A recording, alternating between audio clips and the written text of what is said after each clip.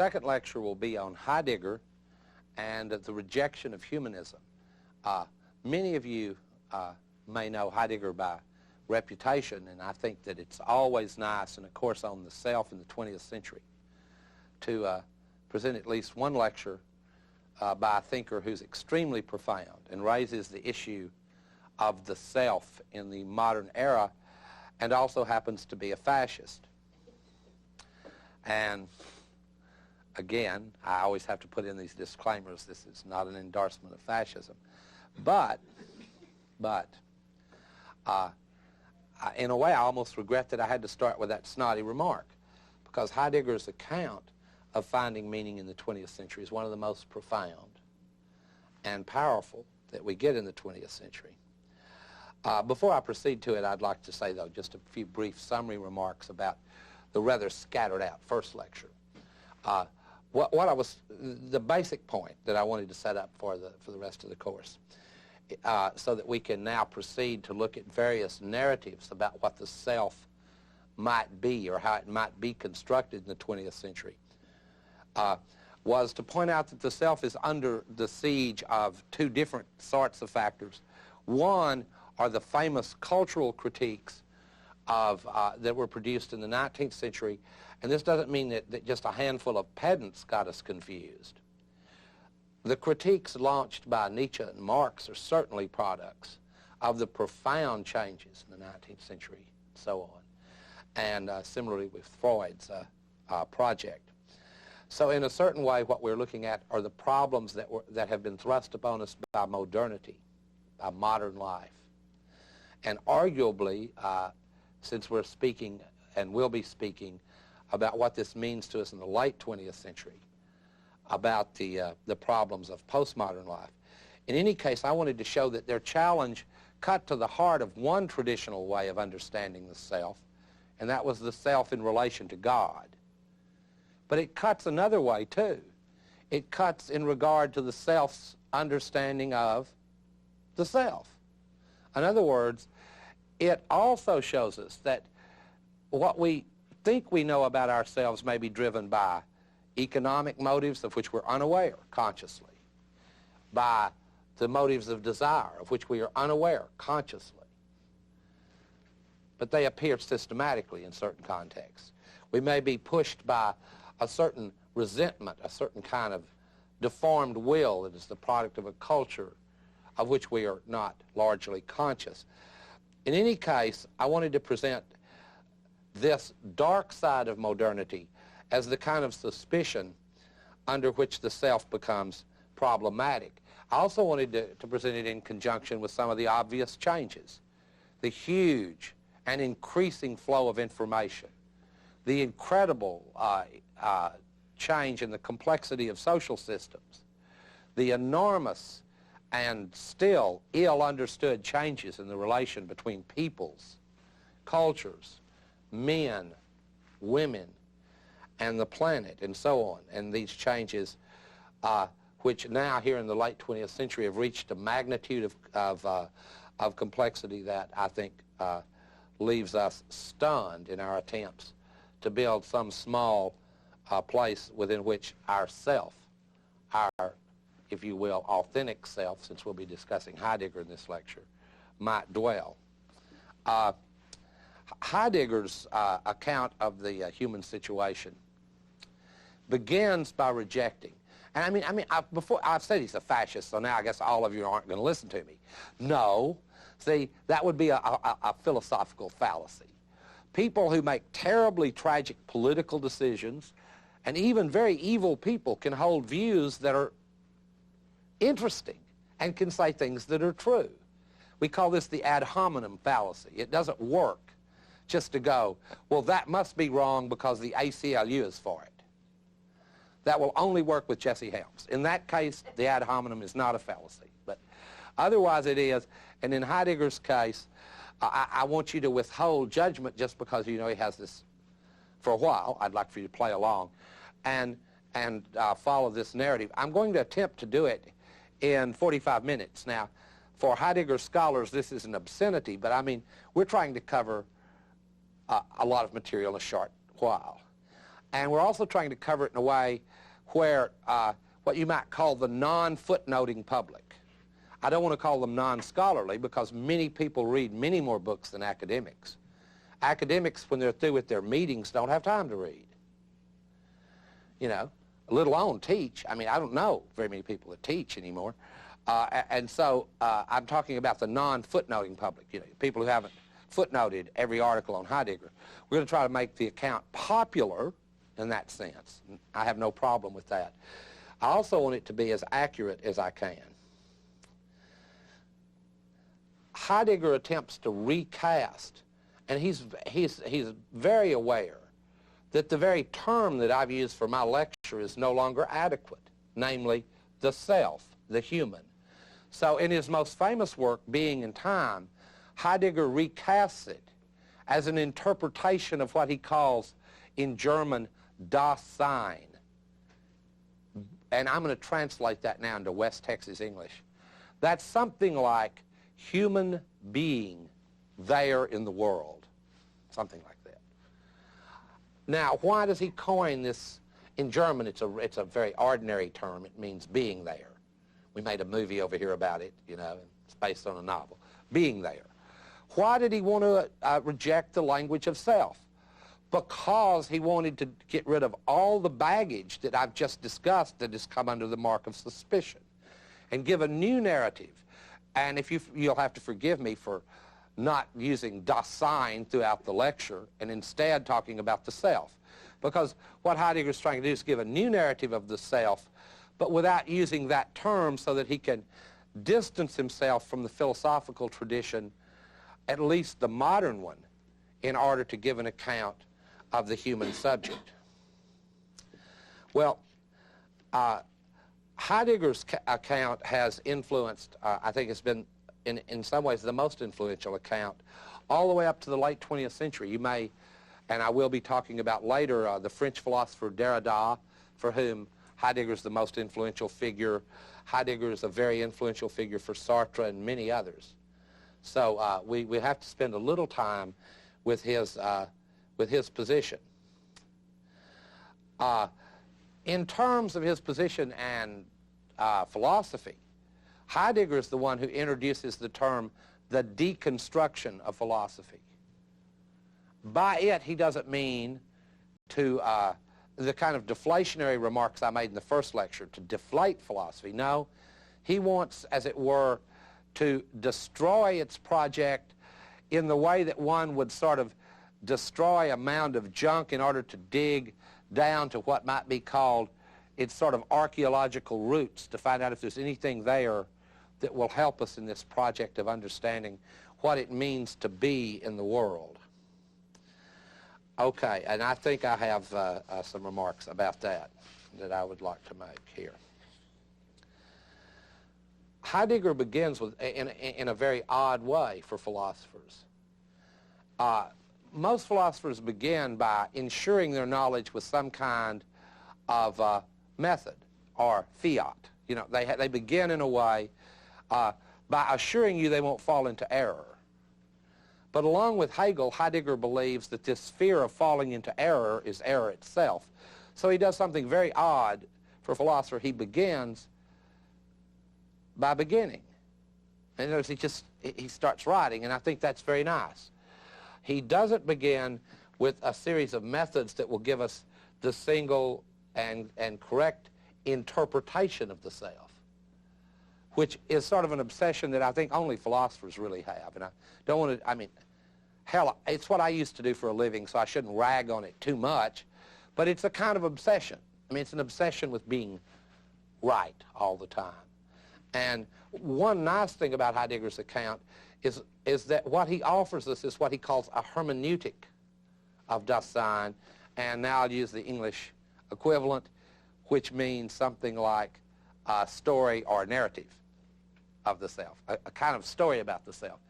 Now, the nice thing about a story as opposed to a method is that you don't approach them the same way. You don't, for example, about someone's life story, if it is powerful, interesting, and it grabs you, and you can find meaning in it, it's not the best question to ask about a narrative, is it true or false? That's the best question to ask about an argument. But believe me, I'm from Texas, and when you hear a good story, you don't go, is that true? Because that takes all the fun out of it. I mean, the story that Heidegger has to tell has a lot of the power in it. Well, Heidegger is, and again, I'm going to try to summarize Being in Time here now in about 30 minutes. In Being in Time, Heidegger wants to look at what the self is in its structure as a being that lives through a period of time, and a being as opposed to being. Because one of Heidegger's central points is one that I've already been through in terms of the masters of suspicion. Classically in philosophy, there was a distinction drawn between being with a capital B, which is a philosophical way of writing the word God, or a fundamental entity. Being, big B. And beings, entities, like one among which is Dasein. Heidegger, however, and I don't want to mislead you here because many readers have been misled, is no humanist. Heidegger looks around for what entity, what being would be the best being to interrogate on the issue of Dasein, on human being in the world. So the being that he chooses to interrogate turns out to be a sort of obvious selection. He wants to interrogate or interpret that being that raises the question of being. And that happens to be us. We do that. Salamanders don't go, what does it all mean? Why should there be something rather than nothing? What am I about? So instead of investigating salamanders, newts, or analytic philosophers, he tries to investigate human beings. I think that's a good, that's sort of a reasonable place to start. His account is fascinating, and I can advise you to read it. I'm going to try to go through it very quickly. You take the threefold structure of Dasein, won't surprise any of you, and it's not particularly profound. The threefold structure of the self in time is that you have a past, and a present, and a future. That is but when I've said this, I've made a structural remark. You follow me? That's the structure, the temporal structure of how we tell our lives. We tell about our past, our present, and about our plans, and so on. For Heidegger, it is care, and this is the early Heidegger. I won't go into what he thought later, but for the early Heidegger, it is the word care, and many of you will like this word, care. Concern is another word that could be used here. The German is Sorge, S-O-R-G-E. Care is what Heidegger interprets as what is fundamental to the being of Dasein. So, for example, or the self. So, for example, if you want to know what was interesting to a culture, what they cared about, I'll use my example. I got the chance to go to Florence, Italy, okay? It's a great place to get a chance to go to. I got to see Florence. And you can see how powerful his interpretation is when you visit a place like that, because you can see what it is that those selves, those Daseins, cared about by what they built. You go, wow, they didn't care that their malls aren't still open. You know? They don't care that the Ponte Vecchio is now run, the Arno is all green and mucky and the Ponte Vecchio is just a little gold shop. They don't care. I mean, they've got the Uffizi, they've got the David, that's what they care about. That shows their care, their concern, the structure of their being, and so on. And you can this is not a bad interpretation of human beings in the world. You can look at what people construct, what they build, what they make, what they cherish. And this is supposed to be, and I think it's not an unreasonable interpretation of human being. In terms of the past, care reveals something that you all already know. By the time that you showed up here today, you were already a being in the world. It's an interesting structural feature of all of you. You were, barring the possibility, which we will reach by the time these lectures are over, that at least some of you are replicants, cyborgs. That's possible. I mean, it's even, I think, technically possible. But in any case, barring that last little note of suspicion, the human structure as uncovered by Heidegger is care, and in terms of the past, it shows that we are beings already in the world, which means that the philosophical project of starting without prejudices, starting without biases, starting without interpretations, would be as stupid as to have someone start speaking Shakespeare without having a language. In a way, the deep and powerful blow that Heidegger lays against philosophy is as a discipline that can start from scratch and tell us who we are, that can just start with a clean slate and build it up. No, the way we experience our lives is we wake up and, hell, we're already here. We are, in his phrase, thrown into the world. You were born somewhere, some when, some race, some class, some gender, and all of that already comes along, and from the minute you begin to speak a language and learn a culture, and learning a culture, contrary to what analytic philosophers say, is not like learning to pick out patches of blue or being sure that this is your hand. Learning a culture, to live in it, is more like learning how to dance the Virginia reel than it is learning how to pick out patches of blue. It involves many complex steps before you're in one. And I mean, even in a crude and vicious culture like West Texas, that's true, the one I come from. I mean, there's a lot of subtle little machismo rituals that if you don't know, they will beat you to death. You just have to learn them. They're complex. They're much more complex than the standard philosophical examples, which are picking out patches of blues and so on. So Heidegger says in the terms of the past, we're already in a world. In terms of the present, care reveals us as trying to be at home in the world. See, you may notice this sort of homey language of Heidegger's. The fact that he turns out to be a fascist, this has made me to this day wary of language that's overly homey. That's why I don't like Grand Canyon. It's too homey as a movie. But anyway, care reveals us that being at home among, or being among, or trying to feel that you're in the right place, that you belong in a place. In terms of the future, we are always, according to Heidegger, ahead of ourselves. Have you ever, and this is, I think, another profound part about the narrative of the self. In a certain way, what our plans and projects are not a part of our future, but a part of our present. We're always ahead of ourselves. And it's like, well, lunch later, let's see, what do we want? Big Mac, bouillabaisse, it depends on your class, I guess, more than anything else. And like that, and even in terms of like college, what are my kids going to do for college? What about my retirement? This is a characteristic, and again, what I'm telling you here from Heidegger, remember, we just started with a story about the self, and now we're just telling one. And it's supposed to capture sort of the general features of selfhood, being a self.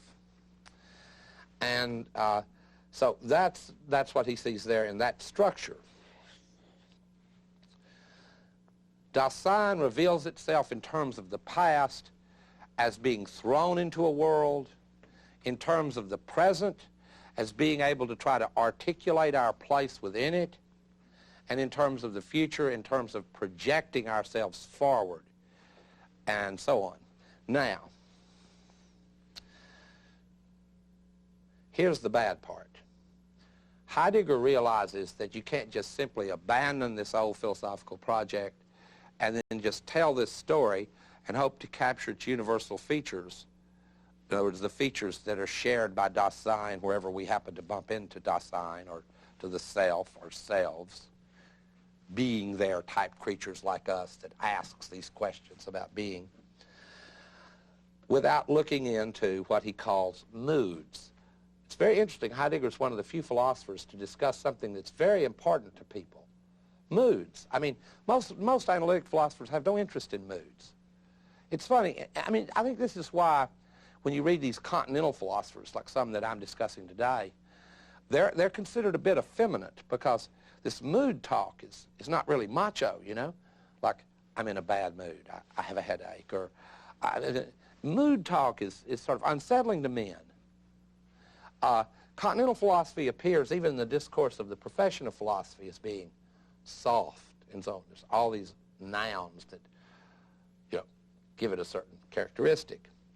But in any case, it's clear to me that that mood is an important characteristic when you discuss the self, what selfhood is. So and this is, I think, one of the most profound parts of the analysis that the young Heidegger gives. The mood that he thinks that reveals what Dasein really is, and if this will connect with my first lecture about the masters of suspicion, is anxiety. That is the mood that will reveal, as it were, the formal existential character of Dasein, is anxiety. Anxiety. Now, when I say mood here, you could easily misunderstand me. All the account Heidegger is giving, while it's a story about the human self, this account of the mood of anxiety I'm about to give you briefly is not the kind of anxiety for which you run to the doctor or the psychiatrist and you take a Valium or talk it out or get on a damn 12-step program, because it is an anxiety before the fear of nothingness. It's an anxiety in the face of death. I don't want to make it sound, you know, too scary, but I've already said it is a democratic institution. It is something you need to deal with. And again, we're looking for universal structures. One of the structures of all stories about the selves, even the ones we tell ourselves, no matter how disconnected they may be, they end in this rather interesting institution, death. Very interesting institution. Well, he examines the mood of anxiety then, not as a mere mood that just comes upon you once in a while, but as an underlying structure of what it means to be human. In other words, if you remove this anxiety, you would also remove the self. The same view Kierkegaard holds of despair. I mean, we're not depressing people here. We're not trying to depress people, but these are structures of the selves. These aren't symptoms that Phil Donahue or Oprah Winfrey can fix. To be asked to be cured of your fundamental despair, your anxiety, is to ask to be cured of what little self you may have. It is a stupid thing to even want, in a way, because it is our anxiety that makes us look at how we came up from the past. The way that that's described by Heidegger is that we were abandoned to the they, to das Mann, the crowd. What does he mean by that? Well, he means we grew up in a place like West Texas or Cleveland, Ohio, or Bangladesh, where the way we grew up and the way our past is structured, we didn't learn our moral theories from Kant or Mill. We learned them because our mamas spanked our butts, said, don't steal, whap. You know, we were thrown into that. We were abandoned to those values, as it were. It's not a scary thing. That's how we learn. See, this is a way to try to redirect our attention to the concreteness of being a self, as opposed to giving a philosophical account. This was Heidegger's attempt. You're abandoned to the they. And the reason I like that phrase, the they, is you're all familiar with remarks like, well, they say, or they say. Well, that's exactly the spirit in which Heidegger's using the concept here. You know, if you violate certain restrictions of your culture, somebody's going to go, well, but you know, they say that. Well, that's the way in which Heidegger sees us relating to our past. Anxiety reveals that to us. Now, why is it anxiety? Well, if we want to make our lives a project, and Heidegger thinks fundamentally we do, thinks that's part of the structure of Dasein, is to want to make your story a story. A story. Not just a bunch of disconnected junk and debris that happened to happen to you, but a story, a project. If that's true, then our relation to the past is filled with anxiety because we all started from this moment of, or from this time of abandonment to the values of others, to they. It's not an evil thing. This just means the culture around you, means the opinion of people. Well, you know, they say that you know, you're wearing your hair like that, it's just, and so on. I mean, it's not unusual stuff. This is the common way in which we're brought up. Anxiety reveals our present state, and Heidegger doesn't like to talk about this, as either it's a fleeing away from. Now, this is where Heidegger brings in the way in which that we try to fill our life up with busyness to flee away from. And I admit that this can't, I don't think this can be universalized as an account. Let me admit that right now. I just think it is uninteresting. It is an interesting account, not the account. There is no such thing as the account. That's one of the underlying themes of this course. But this is an interesting one. Well, what are we fleeing away from or falling away from? Well, Heidegger thinks that, and I mean this is sort of, again, these have all become general cultural possessions of people. Heidegger thinks until we face nothingness, our own nothingness, that we tend to fill our lives with busyness. We flee into this and flee into that. We fall away from our own best insights about what we should be doing, and so on. Anxiety would reveal about the future if you can free yourself from the they to a certain extent. You can't completely. And if you can stop fleeing from the present and trying to live in it, you can see why this account was popular in the 60s, right? You remember beatniks used to like Heidegger. Okay, well, this is why. You try to live in the present. If you try to do that, the future will begin to look like a project, which Heidegger characterized as being free for and from, being free for your projects and being free from your sort of attempt to get away from yourself, okay? And someone during break mentioned this to me. I think it's true. Being free in this sense is not an easy thing to want to be. Let me just say that right away. I mean, being free from the they is already a problem for most folks, right? I mean, how many people want to live, you know, in Bainbridge Drive and have the only red, white, and blue house? I mean, even that tiny little transgression could make some people into a nervous wreck. No, I mean, sure, some people are afraid of death and other people are afraid of being seen carrying People magazine. I mean, we live in a society that may be far too superficial for the account I'm giving, so I'm hoping to try to make some sense out of it. I mean, different things bother different people. I mean, the culture that really scares me is the one in which death has no significance for our projects. That's the culture that in which the self is under siege. As long as Heidegger, when he was young, could write this narrative of the self, this rather dramatic existential narrative about I'm going to realize that I will die, and then I will choose an authentic project and carry it out, and I will free as many constraints as I can from the they. I will stop fleeing from myself. He even has a word in here for what he would probably call this lecture, which is chatter. You know, I'm going to free myself from the chatter of every day and talk deep thoughts in the Black Forest. Well, I've sort of sketched the account for you, and the sad part about it is it all sounds rather quaint, and it would make a nice mini-series. I mean, we are living in a situation where even these basic accounts of the self, like Heidegger's, have become sort of ironies. I'm not trying to put it down too quickly. I'm just trying to explain why anybody would listen to it today. You'd listen to it today only because it is an interesting story from a period not too long ago. I mean, after all, the beatniks love this account. they used to say, oh, I've read Heidegger, by which they meant there's a famous little set of notes where you could pick all this stuff up without actually reading Being and Time. And it was quite popular, the book itself. I only know a couple of other people that have read. Who cares, right? You know, they get it from the Cliff Notes. But in any case, let me give you the what I think is the powerful account, and then its criticism, the final sort of punchline of it.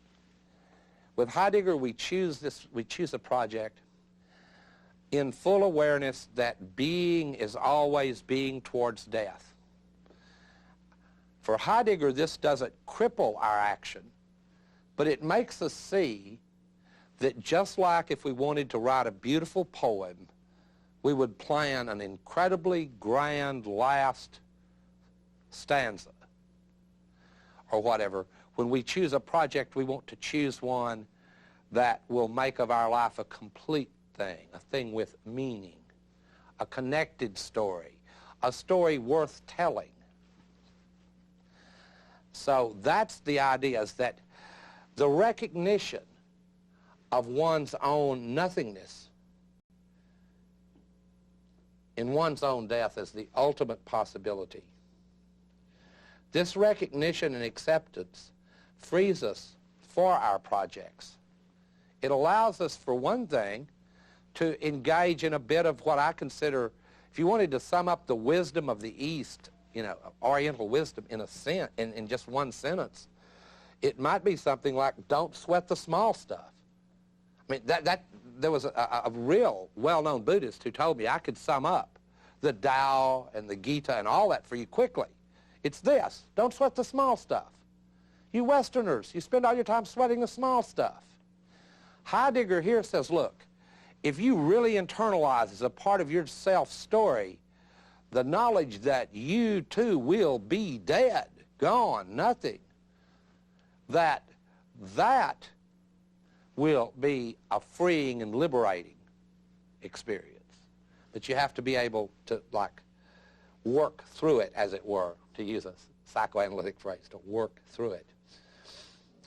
Well, what does it allow us to escape from? Well, I actually have to say that this moment in existentialism has certainly been good for me, I think. Just been a healthy thing for me. It cut short therapy. I went to a therapist once. I went 3 times. And on the 3rd visit, I went, oh, by the way, I have a question.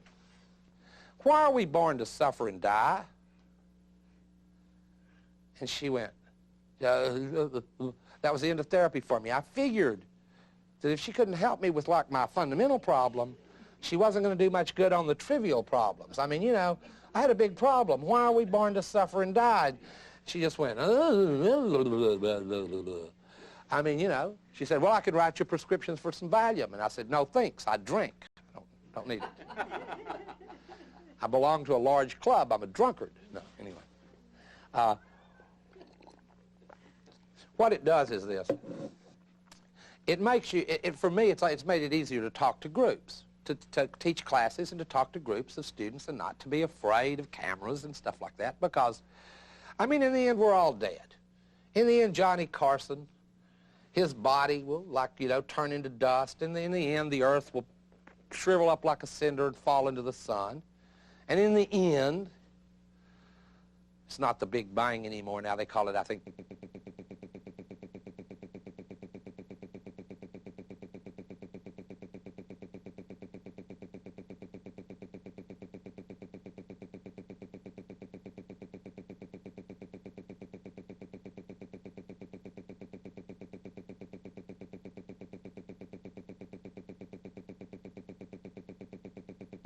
I'm going to feel free to engage in my project without worrying about what they told me about how I should do philosophy.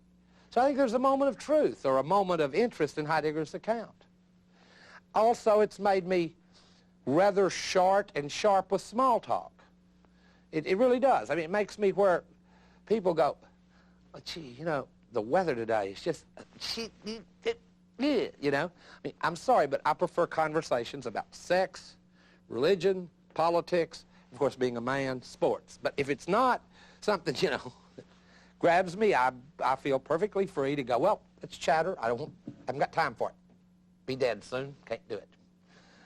Now, the most pathetic example of fleeing from sort of came up on my way out of the lecture. I happen to be a smoker. I don't advocate it for anyone in here or watching me on the tape. I don't advise smoking. But we have a culture now where the most obvious example of fleeing from death is this utter obsession with being young until it's obscenely too late for it. Until this is fleeing from yourself in such a way that it's madness. Who wants to be the world's best-looking 111-year-old person? I mean, what is the point in that, for God's sakes? I just, this is something that I don't follow.